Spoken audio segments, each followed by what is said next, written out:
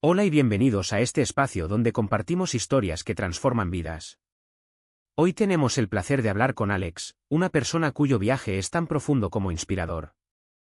Nació en Manila, Filipinas, pero fue adoptado a una edad temprana y creció en Nueva York. Sus padres tenían diferentes orígenes religiosos, mitad judíos, mitad católicos. Sin embargo, fue en 2014 cuando sucedió algo extraordinario en su vida. Algo que marcó un antes y un después para siempre. Alex, es un verdadero privilegio tenerte hoy aquí con nosotros. Para aquellos que nos siguen, sepan que su historia es una que no se puede perder. Le recibiremos con mucha alegría. Alex, ¿cómo estás? Buenas noches, buenas tardes o buenos días, según desde donde nos miren. Es un honor participar en este momento. Estamos muy agradecidos por su presencia. Esperamos escuchar sobre su viaje, especialmente su relato de ese encuentro que lo cambió todo. Por favor, comparte con nosotros el punto que creas que es mejor. Estamos listos para escuchar. Bueno, creo que lo mejor es empezar por el principio, ¿no?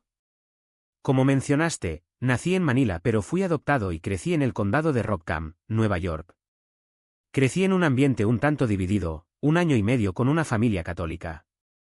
Mis padres no eran muy religiosos, pero siempre me dieron la libertad de explorar lo que quisiera. Hasta que, a los 12 años, participé en un campamento cristiano. Fue allí donde tuve mi primer contacto verdadero con Jesús. Y, si en algún momento surge alguna pregunta o curiosidad durante mi informe, no duden en interrumpirme. Me gusta hablar y aclarar cualquier punto. Esta reunión fue realmente intensa. Como dije, mis padres no seguían ninguna práctica religiosa estricta. Oramos, sí, pero fue algo más automático, sin mucha profundidad. Entonces, un verano decidieron enviarme a un campamento de verano. Lo que no sabían era que era un campamento cristiano. No sé cómo explicar exactamente lo que pasó, pero fue una experiencia que me dejó completamente impresionada. La mayoría de las personas a mi alrededor también se sorprendieron. Después de todo, yo era solo un niño de 12 años. En ese momento, mientras estábamos en la cabaña, sentí algo inexplicable. Era como si el aire a mi alrededor se volviera espeso, cargado de poderosa energía. De repente, perdí la visión por unos momentos y en mi corazón escuché una voz clara que decía: Jesús es el camino, la verdad y la vida. Él es real. En ese mismo momento le entregué mi vida sin dudarlo. Era una sensación que nunca antes había experimentado. Me sentí completamente conocida, aceptada y amada, como si él me entendiera mejor que yo mismo. Esto tuvo un impacto enorme en mí, sobre todo porque siempre tuve dudas sobre mi identidad. Después de todo, soy adoptado, nací en Filipinas y crecí en otro país. Estas preguntas generaron una profunda inseguridad, algo con lo que luché durante gran parte de mi vida. Siempre me sentí fuera de lugar, como si mis pies no tocaran el suelo, como si algo dentro de mí nunca estuviera en paz. Y fue precisamente en este lugar tan vulnerable donde Dios me encontró. Sentí un amor y una aceptación que nunca imaginé posible. Lo más curioso es que todo esto ocurrió en un campamento cristiano que, irónicamente, no creía en los milagros. Pero para mi sorpresa, fui testigo de cosas extraordinarias. Te cuento uno de ellos. Esa misma semana que tuve mi encuentro con Dios, una niña se me acercó con una rodilla absurdamente hinchada, del tamaño de una pelota. Ella me pidió que orara por ella. No tenía idea de qué hacer, pero ella insistió. Luego, torpemente, puse mi mano sobre su rodilla y dije: Dios, por favor, sánala. Ella le dio las gracias y se alejó cojeando, apoyada en muletas. Unos minutos más tarde, una chica vino corriendo hacia mí. No reconocí su rostro de inmediato. Ella me dijo: ¿acabas de orar por mí? Mi rodilla está completamente sanada. No lo creí. Pensé que era una broma, después de todo, acababa de ver la enorme hinchazón. Pero era verdad. Ese fue solo el comienzo de una serie de experiencias que me mostraron el poder de Dios de manera concreta. El campamento, que se suponía iba a durar solo una semana, acabó durando 8. Mis padres, al ver que me estaba divirtiendo, me permitieron quedarme.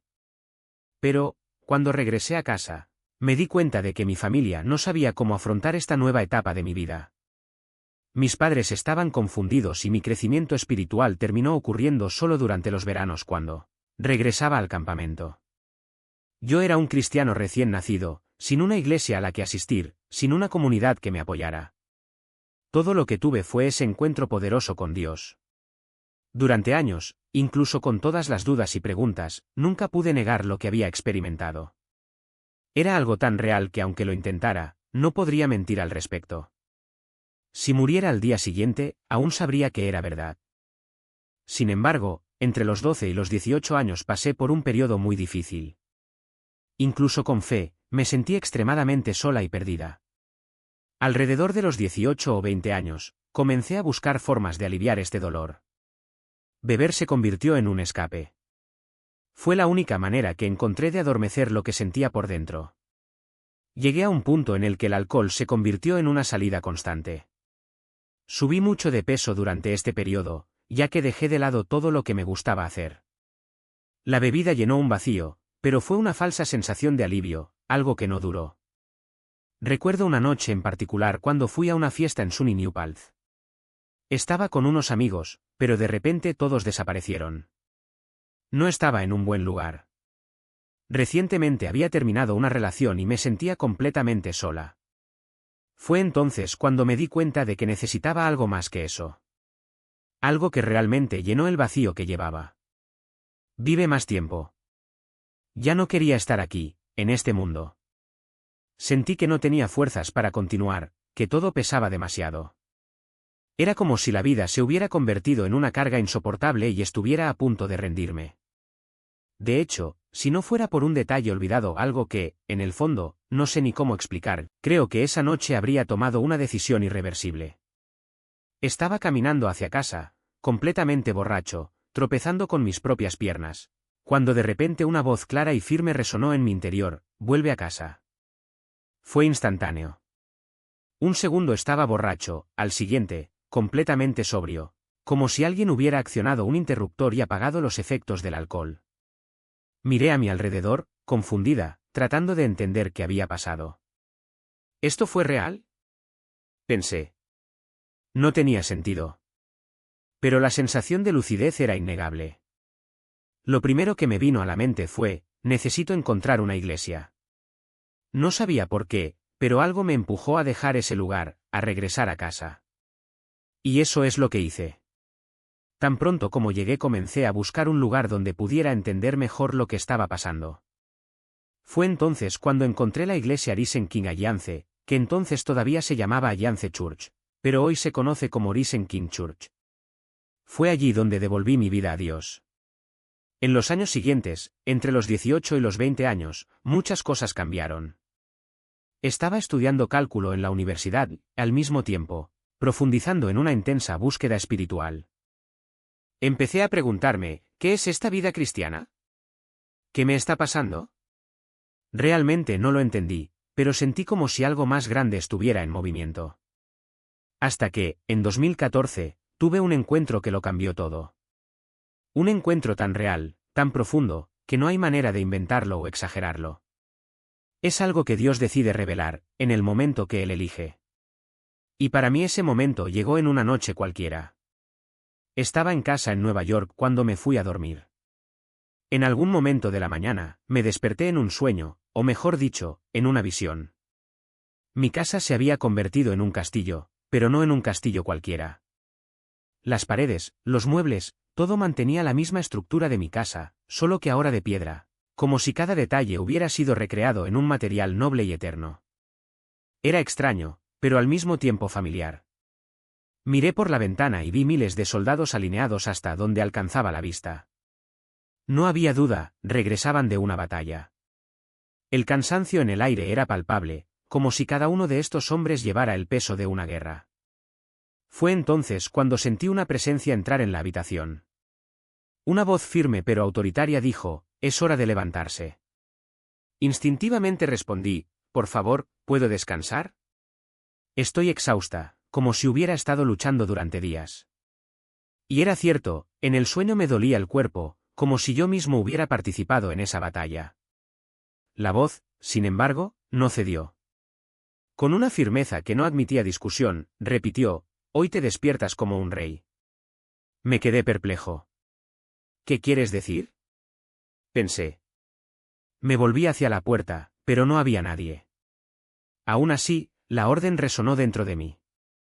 Me levanté y lo primero que quise hacer fue correr a la habitación de mis padres. Después de todo, cuando pasa algo extraño, son a ellos a quienes recurrimos, ¿no? Pero cuando me acerqué al pasillo, algo cambió. Frente a la puerta del dormitorio apareció Jesús. No sé cómo describir la emoción que sentí cuando lo vi. Era como si cada fibra de mi ser reconociera quién era él. Mi reacción inmediata fue correr hacia él, pero él vino primero a mí. En un instante estaba en sus brazos, con mi cabeza sobre su pecho, llorando como nunca antes había llorado. No entendía lo que estaba pasando, pero una pregunta me venía a la mente: ¿por qué a mí? ¿Por qué me muestras esto? Intenté recomponerme, retrocediendo para tocarlo, como si necesitara confirmación de que esto era real. Y así fue. Sentí la fuerza de sus brazos, firmes, como los de un león. Sé que estoy soñando, pensé, pero ¿cómo puedo sentirte así? Miré su rostro y lo que vi me dejó sin palabras. Sus ojos brillaban con una luz intensa, como llamas vivas, pero no eran solo llamas, era pura gloria, algo que no se puede describir con palabras. Era tan fuerte que tuve que apartar la mirada por un momento, pero aún podía ver su sonrisa, su barba, su cabello ondulado. Y esa luz, era como si cambiara de intensidad, como si estuviera respirando. En ese momento, algo en mí reconoció: tú eres Jesús, pero también te pareces al Padre. Y tenía sentido. Después de todo, Él es el Hijo de Dios, y había algo en su apariencia que reflejaba la majestad del Padre. Fue abrumador. Me acerqué de nuevo, todavía sin entender por qué Él estaba allí, por qué me estaba mostrando eso. Pero entonces sentí algo que nunca antes había experimentado, una ola de amor tan profunda que pareció envolverme por completo.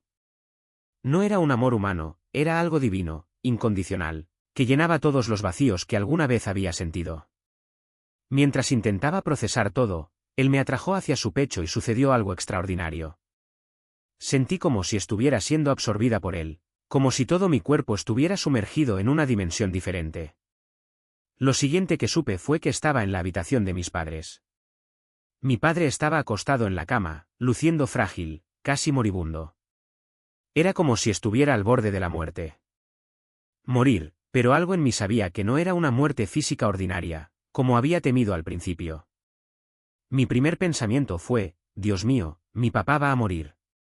Sin embargo, tan pronto como se me ocurrió esta idea, sentí una respuesta clara en mi corazón, como si el Espíritu Santo estuviera susurrando: no, no es eso. No es una muerte física. Estoy tratando de mostrarte algo diferente. Fue una muerte espiritual, una transición. Luego, mientras observaba a mi padre en ese estado, escuché su voz, pero no era solo su voz. Era la voz de Dios hablando a través de él, diciendo: ahora yo soy tu padre. Esa frase resonó en mí con una fuerza que no puedo describir. Era como si Dios me estuviera recordando las Escrituras, específicamente Mateo 23, 9, a nadie llaméis Padre vuestro en la tierra, porque uno solo es vuestro Padre, el que está en los cielos. O nuevamente, como en Isaías 64, 8, pero ahora, Señor, tú eres nuestro Padre. Nosotros somos el barro, y tú eres nuestro alfarero. En ese momento, Dios lo estaba dejando claro: Él ya no es tu Padre. Yo lo soy. Después de eso, fui transportado a otro lugar. Dudé mucho en compartir los detalles exactos de esta parte, ya que no me siento libre de revelarlos en su totalidad. Pero lo que puedo decir es que me encontré flotando sobre una región específica, como si estuviera volando. Había un río debajo de mí, ancho y lleno de botes, y en la distancia, una imponente fortaleza, un castillo. Entonces escuché a Dios decir: este es tu reino, bajo mi reino. Durante años reflexioné sobre lo que eso significaba. Me tomó casi una década comprender que Él me estaba mostrando un vistazo del reino milenial, el periodo en el que reinaremos con Cristo después de su regreso. Las Escrituras confirman esta verdad. En Apocalipsis 1, 5-6, leemos: y de Jesucristo, testigo fiel, primogénito de los muertos, y soberano de los reyes de la tierra. Al que nos amó, y nos libró de nuestros pecados con su sangre, y nos hizo un reino, sacerdotes para su Dios y Padre, a Él sea gloria e imperio por los siglos de los siglos. Amén. Somos llamados reyes y sacerdotes, y durante el milenio tendremos cuerpos glorificados, como mencionaste. Eso es lo que Dios me reveló en ese momento, un anticipo de lo que está por venir. Pero la parte más profunda de la experiencia aún estaba por llegar. Me llevaron de regreso a mi antigua habitación, la misma en la que crecí cuando era niña. Cuando entré, vi a Jesús parado allí, iluminando con una luz suave el marco de la puerta. Comenzó a desaparecer y yo, vencido por una repentina desesperación, le supliqué: «No, Jesús, por favor no te vayas. Quédate un poco más». Me miró con una sonrisa tierna, casi divertida, como si comprendiera mi fragilidad. Entonces, de la nada, apareció un espejo junto a él. Cuando miré, no vi mi reflejo, vi algo detrás de mí. Fue una visión, Jesús, ahora como rey, caminando a mi lado por los pasillos de mi infancia, como si siempre hubiera estado allí, incluso cuando yo no lo notaba. Luego, se volvió hacia mí y dijo algo que me atravesó como una espada de amor: «Alex, nunca dejé de amarte». Era como si cada palabra desmantelara todas mis inseguridades, todas las veces que dudé de su cuidado. Y entonces me desperté. Las lágrimas que corrían por mi rostro en el sueño continuaron cayendo cuando abrí los ojos en la realidad. Fue como si la emoción hubiera traspasado las barreras entre lo espiritual y lo físico, dejándome completamente desarmado. Ese momento se quedó conmigo durante años. No solo como un recuerdo, sino como una verdad que moldeó mi identidad. Y cuando reflexionamos sobre lo que esto significa, especialmente sobre el encuentro de Dios con nosotros en nuestra infancia, nos damos cuenta de algo poderoso. El llamado más alto de un cristiano no es hacer grandes cosas, sino reconocerse como hijo ante el Padre. Ahí es donde reside la verdadera autoridad.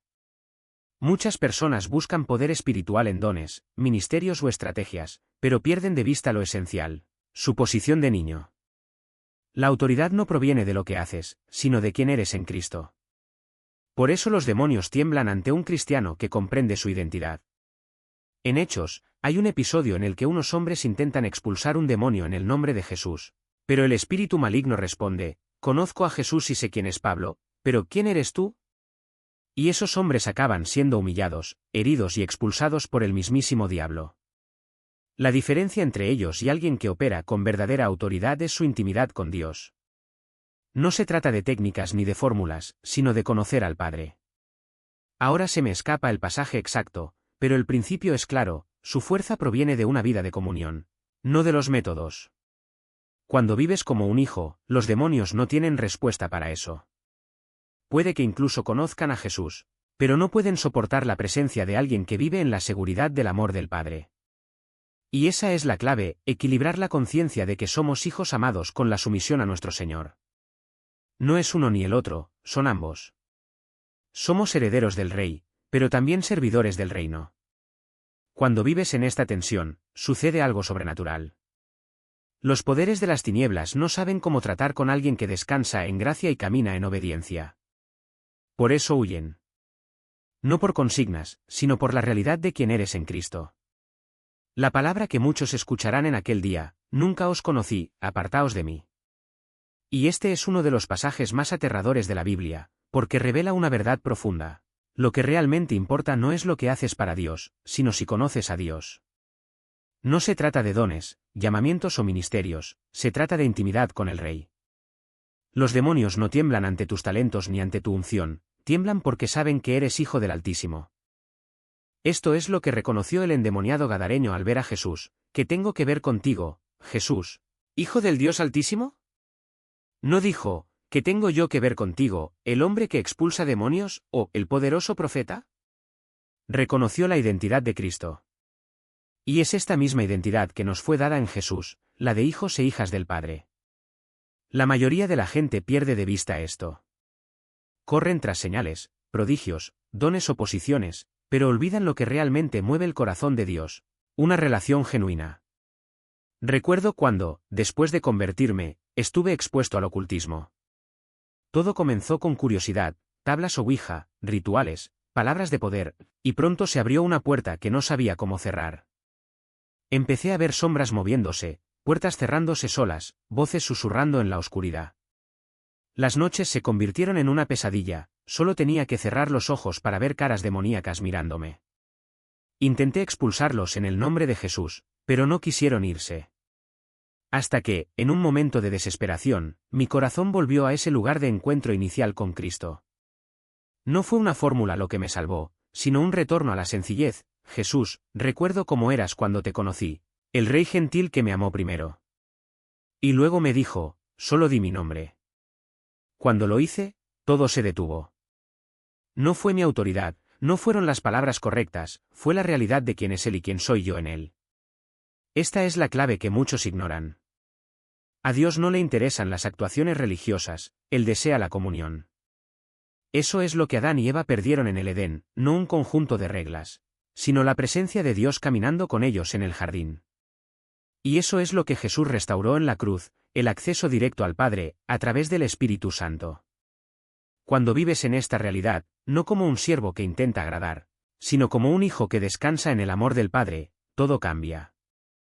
Los dones fluyen, la vocación se revela, la autoridad espiritual se manifiesta, pero todo surge de esta intimidad. Es como un río, el agua no proviene del esfuerzo de cavar el lecho, sino de la fuente que brota de forma natural. Recuerdo cómo al inicio de mi viaje tuve visiones y experiencias sobrenaturales, pero todo era confuso. Pensé que eran fantasmas, espíritus o incluso ángeles, pero no sabía discernir. Solo cuando aprendí a dejarme guiar por el Espíritu Santo las cosas empezaron a tener sentido. El problema es que muchos buscan lo sobrenatural sin buscar primero a la persona que está detrás de ello. Dios no se esconde para ser encontrado por casualidad, Él se revela a quienes lo buscan con el corazón. Y la forma más práctica de hacerlo es sumergiéndose en su palabra. No tiene por qué ser complicado, empieza por el Evangelio de Juan o por los Proverbios. La Biblia dice que el Espíritu Santo y la palabra son uno, así que si quieres dejarte guiar por el Espíritu, comienza leyendo la palabra. Cuando regresé a Dios aquí en Filipinas, Él me dijo algo que cambió todo. Quiero que aprendas tu contrato de salvación. Al principio no entendí, hasta que me di cuenta, Él me estaba llamando a la palabra. Vivía guiada por sentimientos, experiencias o palabras ajenas, pero no tenía una base sólida. La Biblia me parecía un libro enigmático, lleno de símbolos que no entendía. Entonces oré, Señor, dame sabiduría para entender tu palabra. Y Él respondió. Porque lo que Dios más quiere no es que memorices versículos, sino que lo conozcas a través de ellos. Es como un matrimonio, no amas a tu cónyuge debido al contrato matrimonial, pero el contrato está ahí para proteger y fortalecer el amor. La palabra es nuestro contrato con Dios, nos recuerda quién es Él y quiénes somos nosotros en Él.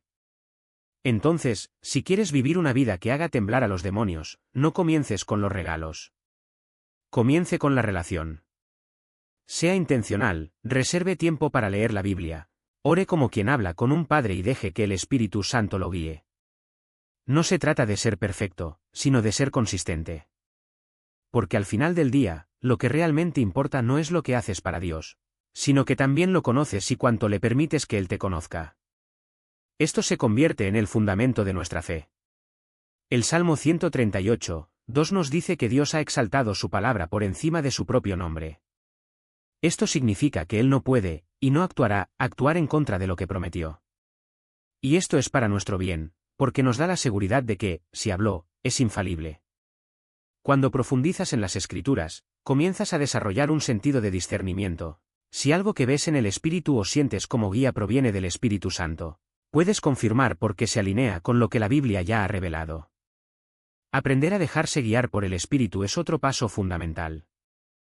No es algo que se pueda dominar de la noche a la mañana, pero el primer paso es simple, leer la palabra, convertirla en un hábito diario y dedicar tiempo a estar en su presencia. Cuando lo buscas sinceramente, Él se revela. Pero necesitas empezar. Muchas personas se dan por vencidas incluso antes de intentarlo, porque las relaciones requieren inversión, tiempo, esfuerzo y paciencia. Es como un matrimonio, al principio todo parece fácil, pero con el tiempo descubres que hay que aprender a vivir juntos, a ceder, a comprenderse. Con Dios no es diferente. Es un Dios celoso, que no comparte la gloria con nada ni con nadie.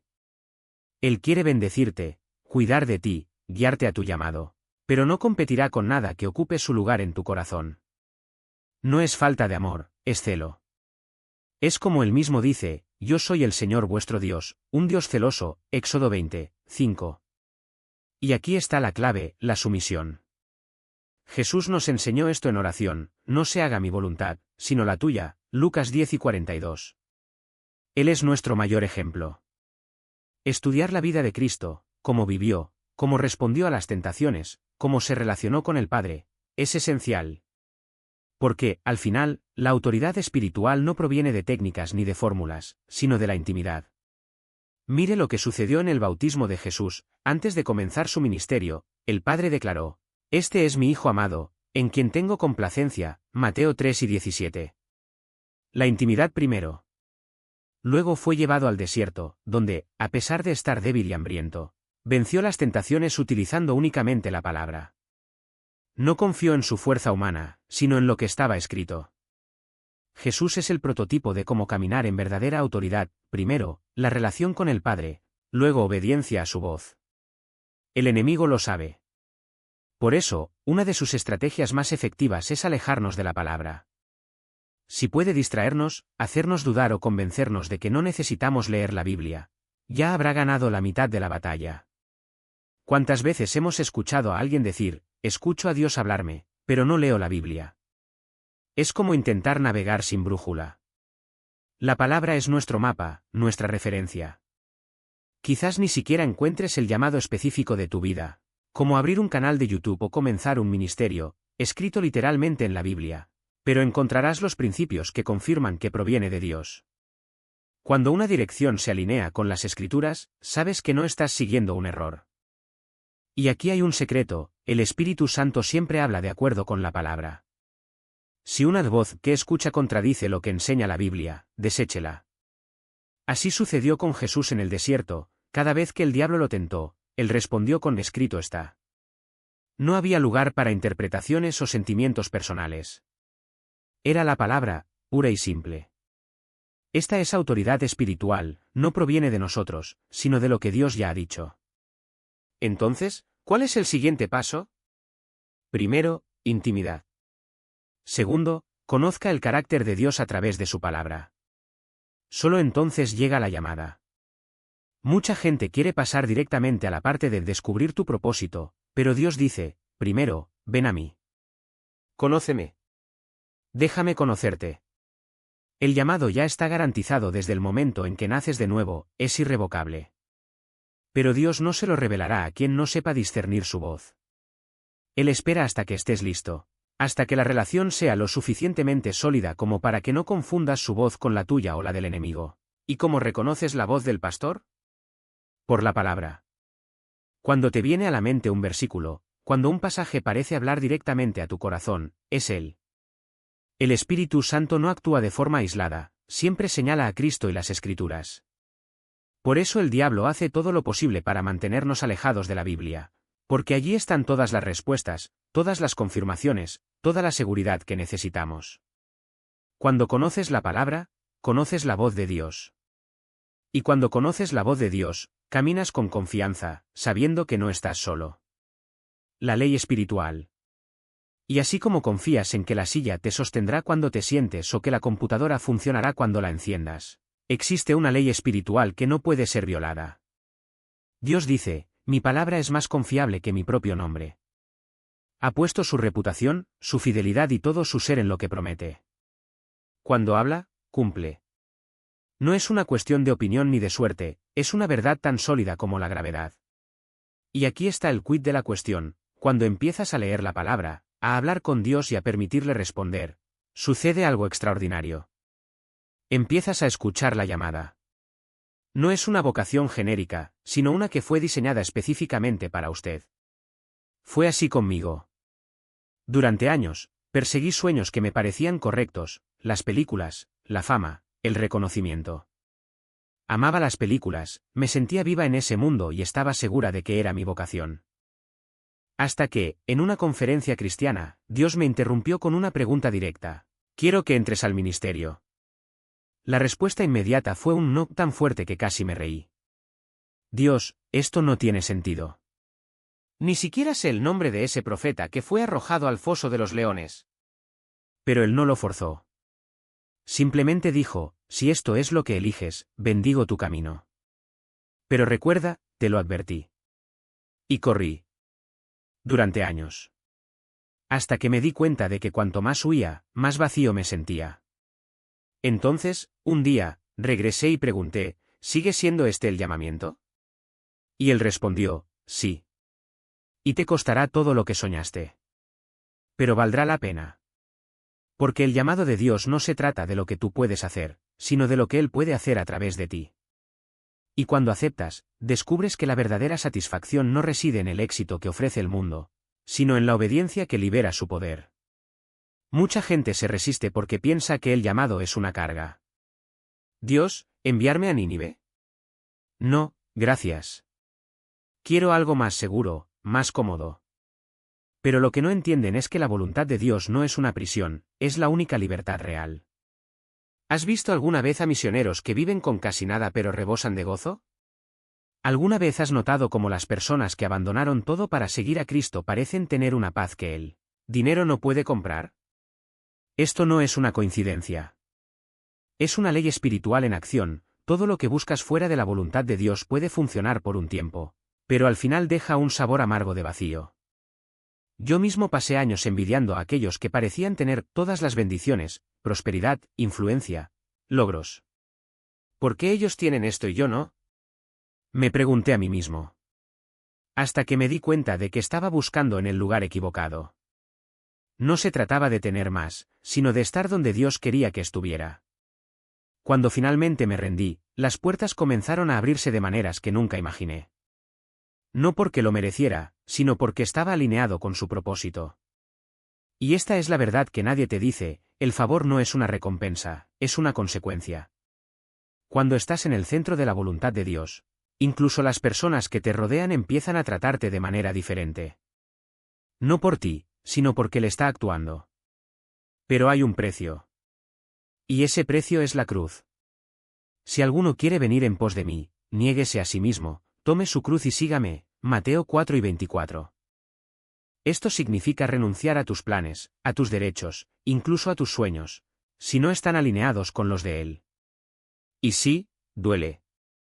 Porque el llamado de Dios siempre exige muerte, muerte del ego, de las ambiciones egoístas, de la necesidad de control. Pero es precisamente en esta muerte donde nace algo nuevo. Algo que nunca podrías construir por tu cuenta. Muchos cristianos viven durante años en una especie de cristianismo de prueba y error, persiguiendo ideas que parecen buenas pero que no fueron plantadas por Dios. Y luego viene la pregunta, ¿por qué es tan difícil mi vida si estoy sirviendo a Dios? La respuesta puede ser sencilla, no estás en el centro de su voluntad. Podría ser un ministerio, un trabajo, una relación, si Dios no lo puso ahí. Incluso las cosas buenas se convierten en una carga. Pero cuando estás donde Él quiere que estés, incluso las batallas tienen un propósito. Incluso las pruebas tienen significado. Porque ya no estás luchando por algo, estás luchando con alguien. Y aquí está la parte más hermosa, Dios no nos llama a una vida mediocre. Él nos llama a una vida de gloria, no a la gloria vacía del mundo, sino a la gloria que proviene de saber que estás exactamente donde Él te diseñó para que estés. Como dice Proverbios 25:2, es gloria de Dios ocultar un asunto, gloria de los reyes es investigarlo. Dios esconde tesoros, pero quiere que los busques. Él esconde propósitos, pero quiere que los descubras. Y cuando lo encuentras, te das cuenta de que todo lo que creías querer no se compara con lo que Él tenía preparado. Porque el llamado de Dios no es un plan B. Es el único plan que vale la pena. Y Él no nos llama como empleados, sino como hijos. Niños que fueron comprados a un precio muy alto, la sangre inocente de Cristo. No eres solo un sirviente, sino un heredero. Y los herederos no viven de migajas. Viven de la herencia del rey. Porque ya lo tienes todo. Pero no voy a decir esto solo para andar con rodeos o intentar negociar con usted. No es una ganga. Es una verdad que se impone. Y esta verdad es simple, Dios no ofrece cualquier trato, ofrece el mejor trato que puedas imaginar. ¿Y sabes por qué? Porque cuando estás plenamente vivo es porque estás plenamente en el centro de su voluntad. Y cuando estás en el centro de aquello para lo que Él te creó, eso le trae alegría. No es un intercambio frío, es una asociación de amor. Sí, a veces resulta difícil discernir cuál es esa vocación. A veces nos perdemos, tropezamos, nos desviamos del camino. Pero es precisamente allí donde se revela la fidelidad de Dios. Él no nos abandona. Él nos trae de regreso. Simplemente regresa a la intimidad con Él, regresa a la palabra. Y una cosa que he descubierto que es cierta es que la obediencia no es una carga, es un estímulo. La obediencia nos promueve en el Señor. No es magia, es confianza en acción. Cuando obedecemos, estamos diciendo, no sé qué sucederá, pero haré lo que tú me pediste. Incluso sin entender, incluso sin ver el resultado, confío. Y es en esta confianza donde ocurre lo sobrenatural. Porque la obediencia es el mayor signo de fe. Es como si estuviéramos diciendo, Padre, no tengo todas las respuestas, pero sé que tú las tienes. Así que sigamos adelante. Y ahí es donde actúa. Ahí es donde Él se mueve. Es como si dijera, tú eres mi hijo, me escuchaste, confiaste en mí. Ahora mira lo que haré por ti. A veces las personas tienen experiencias sobrenaturales, visiones, sueños, encuentros con Dios, y parece que esto se está volviendo más común en estos días. ¿Pero por qué suceden estas cosas? ¿Por qué Dios elige revelarse de maneras tan personales y profundas? En mi caso, en 2014, fue un misterio durante mucho tiempo. Cuando Él me mostró eso, era algo que guardaba solo para mí, como un tesoro íntimo. Durante años, no me sentí cómodo compartiendo. Solo cuando comencé a caminar verdaderamente en su voluntad sentí que era hora de hablar de ello. Creo que Dios me mostró eso, primero que nada, para darme esperanza. Para recordarme que Él es un Padre íntimo, que conoce cada detalle de mi vida y tiene un futuro preparado para mí. Era algo que necesitaba buscar, que necesitaba entender poco a poco. Fue paciente, increíblemente paciente, mientras procesaba esto. Y solo recientemente, en medio de todo lo que experimenté, comencé a recibir revelaciones más claras sobre lo que Él me había mostrado. Al principio no entendí, ¿por qué me llevaste a la habitación de mis padres? ¿Por qué me mostraste ese reino y dijiste que era tu reino?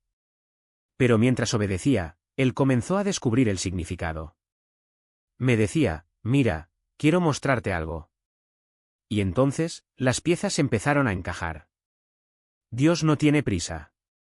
Él puede revelar cosas años antes de que las entendamos, porque sabe que necesitamos tiempo para madurar. Él espera pacientemente hasta que estemos listos para aceptar lo que tiene para nosotros. Y hoy veo que no fue solo para mí. Nunca lo fue. Lo que Dios hace en la vida de una persona rara vez es solo para ella. Es equipar, animar, impactar a otros. Visiones, sueños, encuentros sobrenaturales, todos tienen un propósito mayor. Es construir el cuerpo de Cristo, preparar a las personas para lo que está por venir. Porque sí, vivimos días donde lo sobrenatural se manifiesta de forma cada vez más intensa. Cosas que antes parecían lejanas ahora están sucediendo e incluso aparecen en las noticias. Y esto no hará más que aumentar. Por eso es tan importante cultivar una relación profunda con el Padre y aprender a navegar estos tiempos. Dios está llamando a sus hijos a profundizar en la palabra, a buscar intimidad con Él. Porque si no estamos cimentados en Él, si no nos alimentamos de la verdad, fácilmente seremos arrastrados por cualquier viento de doctrina o circunstancia. La palabra es nuestra ancla. Es lo que nos mantiene firmes cuando todo lo que nos rodea parece incierto. ¿Y por qué Dios me mostró eso? Creo que fue para reforzar algo esencial, la conexión entre padre e hijo. Lo que hacemos en esta vida importa. No es un ensayo, no es un entrenamiento. Pablo nos exhorta a correr de tal manera que alcancemos el premio.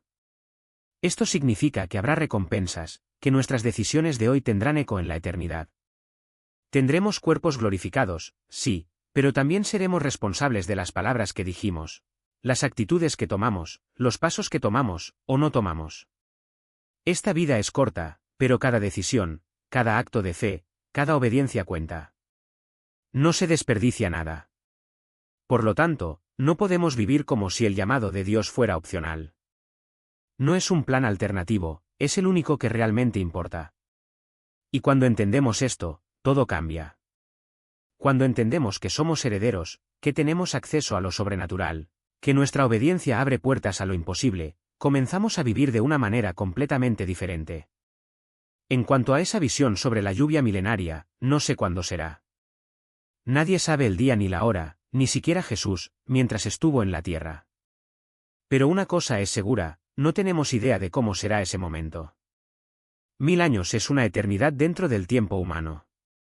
Y, sin embargo, es solo un vistazo de lo que está por venir. Hay pistas en las Escrituras.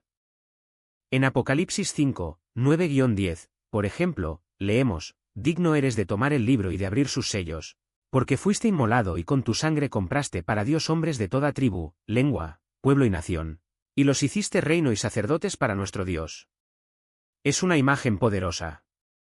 Dios no solo está salvando individuos, está formando un pueblo, una nación santa, un reino que reinará con él. Y comienza aquí y ahora, cuando cada uno de nosotros responde a su llamado. Reinar como reyes y sacerdotes para nuestro Dios y gobernar sobre la tierra. Esta es la promesa del milenio, un periodo de 1000 años en el que Cristo reinará físicamente aquí, restaurando lo que se ha perdido desde la caída del hombre. Mucha gente piensa que, al morir, va directo al cielo y permanece allí para siempre, como si fuera su destino final. Pero las Escrituras nos muestran algo diferente: el cielo no es nuestro hogar permanente, sino una morada temporal hasta que Cristo regrese y establezca su reino en la tierra. Cuando Jesús regrese, traerá consigo a todos los que han sido redimidos por su sangre, y juntos reinaremos con él. Es como si Dios estuviera recuperando lo que por derecho nos pertenece, no como propietarios, sino como mayordomos bajo su autoridad. Hoy vivimos en un mundo bajo el dominio del pecado, como si estuviéramos en un terreno arrendado, esperando que el verdadero dueño recupere su propiedad. Y cuando Cristo regrese, vendrá con poder, montado en caballos blancos, acompañado de los ejércitos celestiales, y dirá: «Esta tierra es mía, y es de mis hijos». Así lo planeó Dios siempre. Vea lo que dice el Salmo 37, 29, en la versión King James: «Los justos heredarán la tierra y habitarán en ella para siempre». Esta es nuestra herencia. Jesús refuerza esto en Mateo 5, 5, «Bienaventurados los mansos, porque ellos heredarán la tierra». No es una metáfora, es una promesa literal. Nuestra esperanza no es solo escapar de este mundo, sino verlo restaurado, gobernado por Cristo y compartido con nosotros. Y este reinado milenario no será un intervalo cualquiera, será un tiempo de justicia, paz y renovación, como el mundo nunca ha visto. Ahora bien, ¿cómo se desarrolla esto? La Biblia describe una secuencia de eventos. Primero, está el arrebatamiento de la Iglesia, cuando los creyentes serán transformados y llevados al encuentro del Señor en el aire. Luego viene el periodo de la gran tribulación, un tiempo de juicio y prueba para la tierra. Entonces, Cristo regresará en gloria para derrotar a sus enemigos y establecer su reino. Durante 1000 años, Él reinará con vara de hierro, trayendo orden y justicia a un mundo caótico. Durante este tiempo, Satanás estará atado y se le impedirá engañar a las naciones. Pero el milenio no será solo una época de gobierno perfecto, también será una época de restauración física. La tierra será renovada, como si Dios estuviera presionando el botón reset de toda la creación. Imagine un mundo sin enfermedades, sin violencia, donde incluso los animales vivirán en armonía. Isaías 11, 6-9. Aquellos que sobrevivan a la tribulación, incluidos muchos judíos que reconocerán a Jesús como el Mesías, entrarán en ese reino en sus cuerpos naturales. Se casarán, tendrán hijos y vivirán muchos años, como en los días de Adán, cuando la gente vivía casi 1000 años. Será una época de bendiciones, pero aún no será la eternidad. Al final de los 1000 años, Satanás será liberado por un breve periodo para probar a la humanidad una vez más. Desafortunadamente, muchos se rebelarán, demostrando que incluso en un mundo perfecto, el corazón humano puede elegir el mal. Pero Dios pondrá fin a esta rebelión de una vez por todas arrojando a Satanás al lago de fuego. Entonces vendrá el juicio final, cuando serán juzgados todos los que rechazaron a Cristo. Después de eso, Dios creará nuevos cielos y una nueva tierra, donde no habrá más muerte, ni tristeza, ni dolor. Apocalipsis 21, 4. Allí, finalmente, viviremos con Él para siempre. El milenio, entonces, es como un puente entre la historia humana tal como la conocemos y la eternidad. Es un tiempo en el que Cristo demostrará al mundo cómo debe ser el gobierno divino, justo, misericordioso y perfecto. Y nosotros, como sus hijos, tendremos el privilegio de reinar con Él, aprendiendo lo que significa gobernar bajo su autoridad.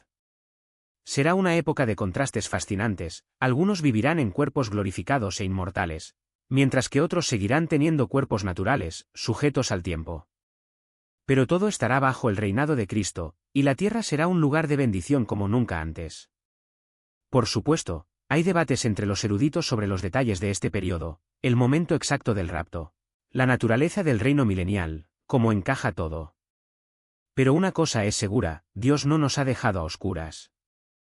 Él nos ha dado destellos de esa esperanza para que podamos vivir expectantes, sabiendo que nuestra historia no termina con la muerte, ni siquiera con el cielo. Termina con la restauración de todas las cosas, cuando Dios hará nuevas todas las cosas y moraremos con Él para siempre. Y esta esperanza no es solo para el futuro, debe transformar nuestro presente. Si sabemos que un día reinaremos con Cristo, ¿cómo cambia eso la forma en que vivimos hoy? ¿Cómo tratamos a los demás? ¿Cómo lidiamos con la injusticia? ¿Cómo invertimos nuestro tiempo y recursos? La promesa del milenio nos recuerda que Dios tiene el control de la historia y que está trabajando para restaurar todo lo que el pecado ha corrompido. Nuestra misión ahora es vivir como embajadores de este reino venidero, reflejando su justicia y amor en un mundo que tanto los necesita. En última instancia, esta verdad nos lleva a una oración simple pero profunda: Señor, que pueda vivir hoy a la luz de tu reino. Que no me aferre a este mundo como si fuera mi hogar eterno, sino que pueda vivir con mis ojos fijos en ti, sabiendo que lo mejor está por venir. Y que, mientras espero, sea un instrumento de tu gracia, anunciando a todos que hay esperanza, no solo para el futuro, sino para hoy. Porque, al final, la mayor maravilla del milenio no será el lugar, sino la presencia de Cristo reinando entre nosotros. Y esta presencia se puede experimentar ahora, a través del Espíritu Santo, que nos recuerda: el Rey viene. Estad preparados. Eres un hijo del Dios viviente y fuiste creado de manera maravillosa y maravillosa. ¿Sabes lo que eso significa? Significa que cuando Dios te formó a su imagen, los poderes de las tinieblas temblaron ante la autoridad que llevas. Porque no eres solo un reflejo del Creador, eres portador de su presencia. Y eso, hermano mío, hermana mía, es una verdad que necesita ser revelada en tu corazón con todas sus fuerzas. Le pido al Señor que esta revelación sea derramada sobre ustedes ahora mismo. Que Él te dé discernimiento, sabiduría y una comprensión profunda de quién eres en Él. Porque la intimidad con Dios no es un lujo, es la esencia de la vida cristiana. Es el lugar donde descubres que no solo estás siguiendo reglas, sino que estás viviendo una historia con el autor de la vida. Y cuando te conviertes en hijo de Dios, Él comienza a mostrarte experiencias que antes eran inimaginables. Cosas que ni siquiera sabías que existían: la alegría de la sobriedad donde antes había vacío, la paz que reemplaza la ansiedad, la claridad que disipa la confusión.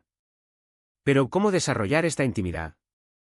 ¿Cómo podemos aprender a dejarnos guiar por el Espíritu Santo, el don más grande que recibimos después de Pentecostés? La respuesta es sencilla: practicar la escucha.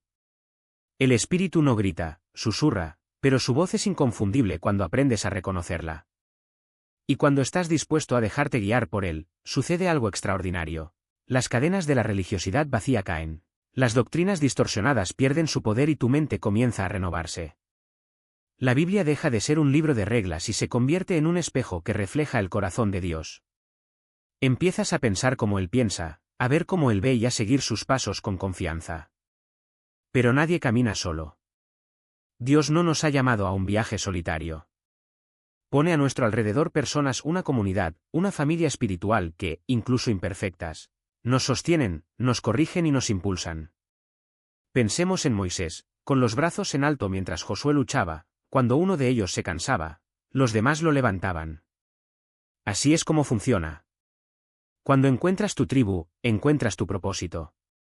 Y declaro sobre tu vida: Dios está trayendo personas que correrán a tu lado, que no se rendirán contigo, que lucharán por ti incluso cuando no tengas fuerzas para luchar por ti mismo. Y esta intimidad con Dios no es algo abstracto. No es misticismo, no es teoría. Es real. Es tangible. Es el momento en el que sientes su amor como un abrazo, cuando su presencia se vuelve tan palpable que apenas puedes contener las lágrimas. Él quiere que experimentes esto, sueños, visiones, encuentros que marcarán tu alma para siempre. Porque Dios no está distante. Él está cerca y su mayor alegría es revelarse a vosotros. Para algunos que escuchan ahora, está sucediendo algo más profundo. Quizás tu mente todavía esté atrapada en viejos patrones, en heridas que distorsionaron tu percepción, en traumas que alteraron tu química cerebral. Pero lo declaro en el nombre de Jesús, hay alineación. Que cada conexión neuronal, cada recuerdo doloroso, cada bloqueo emocional sea reconfigurado por la verdad del Evangelio. Que tu cerebro, tu alma y tu espíritu entren en armonía con la voluntad de Dios, como un instrumento afinado para tocar la melodía del cielo. Y mientras esto sucede, debes saber una cosa, Dios ya tiene propósitos preparados para ti. Mantos de autoridad, llamados específicos, puertas que solo se abrirán cuando estés listo. Todo lo que Él espera es que usted diga sí. Porque no eres un accidente. No eres un error. Eres un guerrero con un destino, un hijo con una herencia, un vaso elegido para contener la gloria de Dios. Y cuando comprendas esto, tu vida nunca volverá a ser la misma. Por eso, en este momento, me uno a ustedes en oración, que el reino de Dios se manifieste plenamente en su vida, que su voluntad se haga aquí, en la tierra, como en el cielo. Que experimentes el gozo de ser guiado, amado y utilizado por Él. Y que mires hacia atrás y veas que cada paso que diste hacia Él valió la pena. En el poderoso nombre de Jesús, amén. Amén.